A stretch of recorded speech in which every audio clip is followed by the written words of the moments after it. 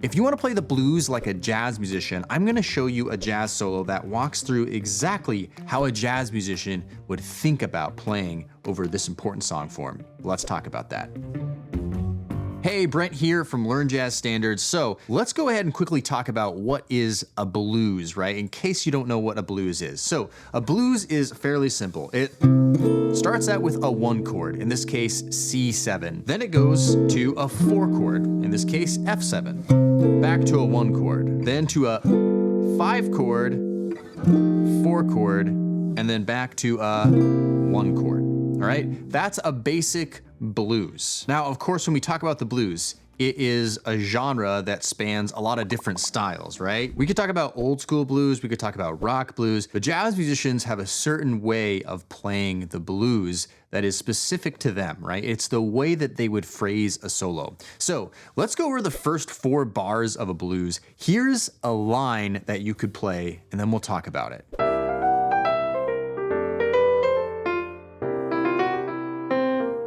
Okay, so to start with, over the 1 chord, the C7, we're playing this line. Okay, so very simple, right? But if we really analyze what's going on over just this chord, we see some interesting things right off the beginning. So first we start on the 3rd of the chord. Then eventually we get to the 5th of the chord. We'll talk about those notes in between in a second. Then 3, 1, 7, 5. Now, if you're familiar with a little bit of music theory, you'll recognize that the 3, 5, the 1, 7, right? That's really just the chord tones, right? And so jazz musicians are definitely focusing a lot on chord tones, whereas perhaps, you know, a rock blues player is thinking about chord tones too, but we're thinking a lot more about pentatonic sort of ideas, major or minor pentatonics. But jazz musicians really first and foremost think about chord tones when they're soloing and how they connect those chord tones together, which gets me to the next point right here. So you'll notice right here between the 3rd and the 5th, we have this F and this F sharp. So it sounds like this, right?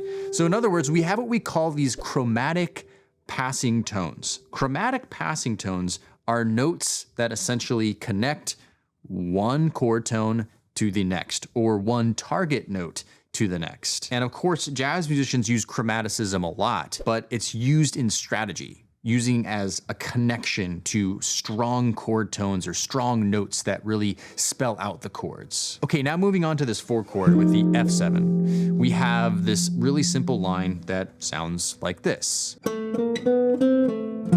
Okay, now once again, the same principles are at play here. We start on the 3rd, then eventually we get to a 5, a 3, and a 1. Those are all chord tones, but again, they're connected by these 2 chromatic approach notes, or chromatic passing tones. Now, another thing going on in these 2 bars here is something that we call motivic development. So if we listen to it again, and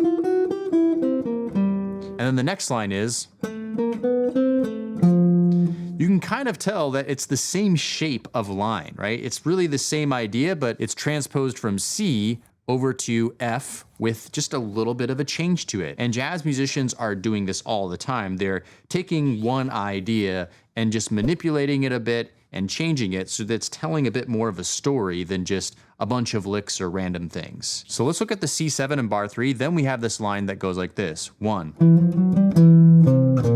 Okay, what happens here is something called syncopation. Instead of starting the line on beat 1, we're actually starting the line on the and of 1. Now, at the same time, on the last note of the line here, we're playing it on the and of 4. We're essentially ending the line on the and of 4, tying into beat 1 of the next measure. So jazz musicians also are using a lot of syncopation when they're playing, and you're gonna continue to see this play out as we move along with the line. But really quickly, if any of this music theory stuff and terminology is going a little bit over your head and you need to kind of figure out a little bit more about music theory, then no worries. In the description down below, I'm gonna leave a free guide I have called Jazz Theory Made Easy, Fast Track Guide. It just goes over the very basics of jazz theory and really all that you really need to know, not a bunch of stuff, just the most essential stuff. So check that out in the link below. I'll send it to you for free. Let's go over blues line number 2, which goes over the next 4 bars of a jazz blues, which starts on the 4 chord and then goes back to the 1 chord again. Give it a listen.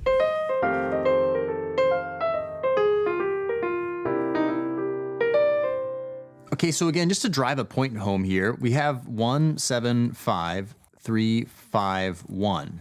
7, 5, 1, 1, 3, 3, 5, 7. Okay, so once again, if you look at the total number of notes here just in this line, we're talking about a lot of chord tones once again. So the question really becomes, what are the notes that the jazz musician is playing between all of these chord tones? Well, we have one here, which is the 11th, and we have one here, which is the major 7th. So what role are those playing here? So over the F7, we got this. Okay, so this B flat, the 11th here, is what we call an approach note, okay? In other words, it's acting as a note that is specifically targeting this third. We talked about chromatic passing tones, sort of like a line of chromatic notes running together. Well, an approach note is one that simply serves to resolve to a target note, and most of the time a strong chord tone. So the 11th, you could also call it the 4th, is moving to the 3rd, right, which is A. The E natural moving to the E flat is what's called a chromatic approach tone, right? It's outside of the key, and chromatic approach tones are used a lot in jazz. Let's take a look at the C7 over here. So we have this line that sounds like this. Once again, some syncopation there on the and of 4 ending the line. But something kind of cool that happens here with this E natural, E flat back to E natural is something that's simply called a sidestep. In this case, we have the 3rd of the chord, which is E natural, and we want to play the 3rd of the chord again. So to emphasize it, we're simply going a half step below and coming back to it again. And so sidestepping is something that jazz musicians also do a lot. Let's listen to the 3rd jazz blues line over the last 4 chords of the blues form, which starts on the 5 chord, G7, to the 4 chord, F7, and then the 1 chord.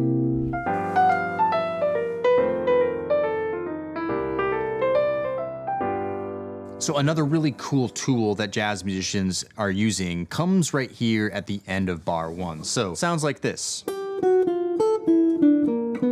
So we have a target note in bar 2 here, which is C, the 5th of F7, right? And we're going to arrive there in a very classic jazz pattern, which is something called an enclosure.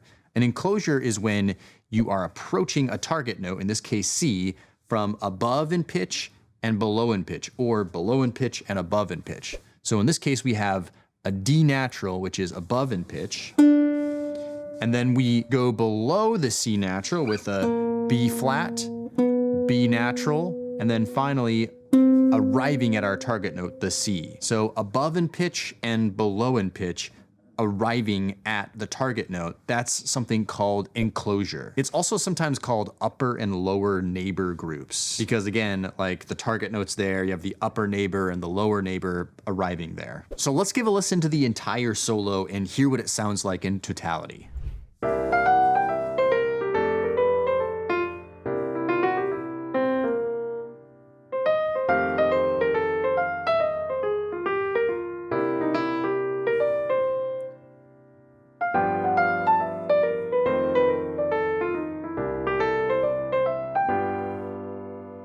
And that, my friends, is how a jazz musician plays the blues. And if you're looking for some more jazz language, jazz ideas, and strategies for how you can start playing authentic sounding jazz lines, I have a video up on the screen right now that will go over 10 licks that pro jazz musicians play. I'm talking musicians like Charlie Parker, Coltrane, all of those guys. Take a look at that, see how they're approaching really common chord progressions and jazz standards. If you like this video, please give it a thumbs up, make sure you subscribe to the channel, and we'll see you in the next video.